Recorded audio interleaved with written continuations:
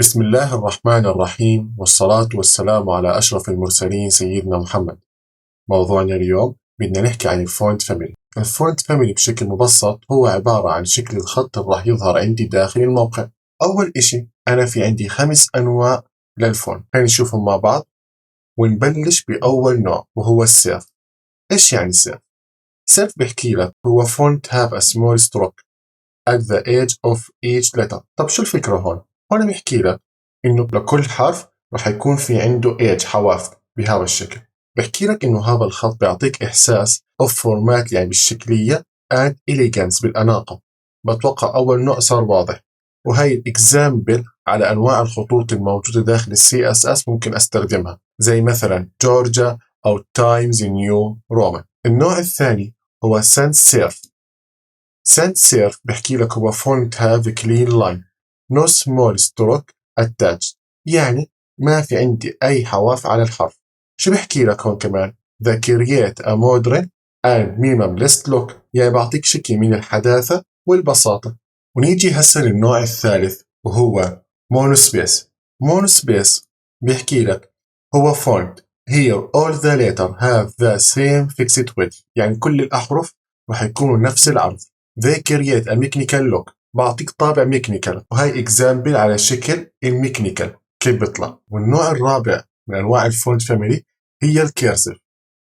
ايش هي فكرة الكيرسيف؟ فونت imitate human hand write، إنه بيحكي لك أنا بحاول أقلد خط الإنسان، وهي أمثلة على خطوط الكيرسيف. آخر نوع عندي إياه هو فانتاسيا.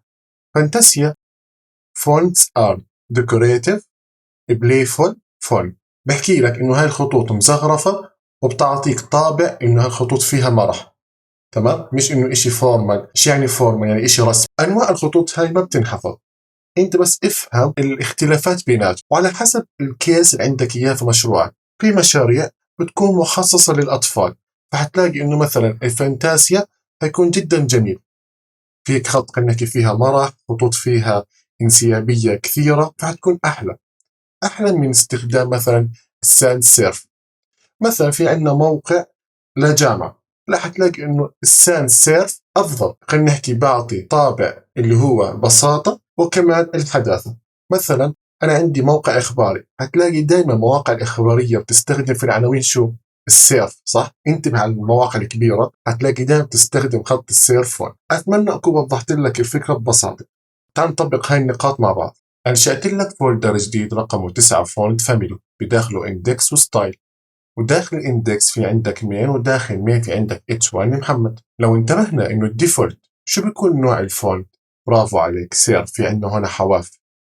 هسا راح اجي على الستايل وبدي احكي له مثلا ما بدي انا السيرف، بدي اياه فونت فاميلي. اول اشي اختار فونت فاميلي، بعدين اعطاني عدة خيارات، متذكرين الاريال، سيف.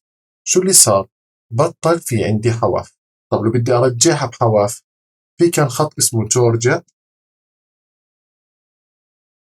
سيف، هي صار عندي اياها بحواف، فهي سيرف. والاريال هي سانس سيرف، اريال هي سانس سيرف. اتوقع الفكره صارت واضحه. خلينا كمان نستخدم خط ميكانيكال. في عندنا مونوسبيس، هي مونوسبيس. كيف صار عندنا الخط ميكانيكال؟ بدي كمان استخدم الخط الكيرسيف. هي الحالة اجت سيف، طلع كيف في انحناءات ومشابه لخط الانسان، هو اصلا بيحاكي طريقة كتابة الانسان. نيجي على اخر اشي هو الفانتاسيا. طلع كيف طلع عندنا فكرة الفانتاسيا، فيها شوية مرح وديكوريشن زخرف. هلك احنا خلصنا الفونت فاميلي بشكل كامل؟ بحكي لك لا، لسه راح يكون في عندنا محاضرة ثانية لكن في مستوى ثاني، عن كيف ممكن انت تنزل خطوط داخل مشروعك. مثلا اي خط يعجبك تنزله وتضيفه داخل مشروعك في ال HTML وال CSS. لكن ضل عندي شغله بدي اعلمك اياها. انت مثلا طبقت فكرة الفونت فاميلي سيرف، واللي هي بيطلع عندك مثلا محمد إله حواف، اشتغلت عندك على البراوزر على جهازك، مثلا تشغل على جوجل كروم فاشتغل معك. اجيت انا اخذت نفس مشروعك وجربته عندي على السفاري. السفاري هو البراوزر الخاص في نظام الماك او اس، ما اشتغل عندي. شو السبب؟ طبعا هذا كمثال انه السيرف مش موجودة عندي داخل البراوزر، يعني البراوزر سفاري ما بدعم السيرف، لكن هو بدعم أصلا السيرف، لكن هذا بس عبارة عن مثال. فشو الحل؟ قال لك الحل نكتب أكثر من خط. كيف يعني؟ أول إشي بحكي له تايمز نيو رومان. إذا مش موجود داخل البراوزر أو البراوزر مش سبورت له، بروح على اللي بعديه اللي هو إيش؟ تايمز. إذا مش موجود بروح على مين؟ على السيرف. يعني كل نوع خط علمتك إياه بداخله في عنا عدة أنواع، وهسه راح أوريك إياهم. معنى كلامي إنه هدول الثلاث خطوط شو مبدأ عملهم؟ إنه يكون في عنا حواف. ليش أنا بستخدم الطريقة هاي؟ بستخدم أنا هاي الطريقة عشان أي براوزر يشتغل عليه المشروع يقدر يتعامل مع نوع الخط. ما كان في عنده تايمز نيو رومان ممكن يكون عنده تايمز، ما كان عنده تايمز ممكن يكون عنده سيرف. ففي جميع الأحوال مشروعك راح يشتغل على كل البراوزر بدون أي مشاكل.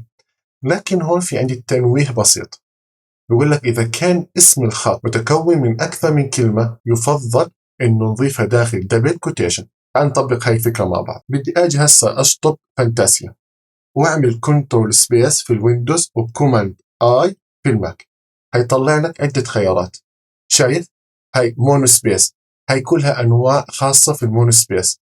أنا بدي السيرف، هاي عندي هنا تايم نيو رومان، وفي عندي التايمز، وفي عندي السيرف. هدول الثلاثة كلهم بيعطوني خط سيرف. إذا ما اشتغل هذا على جوجل كروم هيشتغل الثاني، إذا ما اشتغل الثاني هيشتغل الثالث. فمشروعك 100% راح يكون تمام. وكمان ممكن أنا أستخدم ساند سيرف، إني أشطب هدول كلهم وأعمل سيرش على ساند سيرف. هي راح تجيب لي عدة خيارات، أنا بدي هذا الخيار. تعلمناها قبل شوي اريال.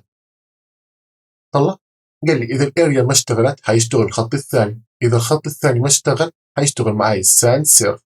يعني مشروعك في جميع الأحوال على كل البراوزر راح يشتغل مشروعك بنفس الشكل. لهون بكون أنا خلصت كل الأفكار اللي بدي أشرحها خلال درسنا اليوم. الفونت فاميلي في له أفكار كثير، هاي كانت أفكار بسيطة، لكن إن شاء الله راح يكون في عندنا محاضرة ثانية نتعمق بالفونت فاميلي بشكل أكبر. أتمنى كانت أفكارنا واضحة وسهلة، وبنشوفكم إن شاء الله في المحاضرة القادمة، ويعطيكم العافية.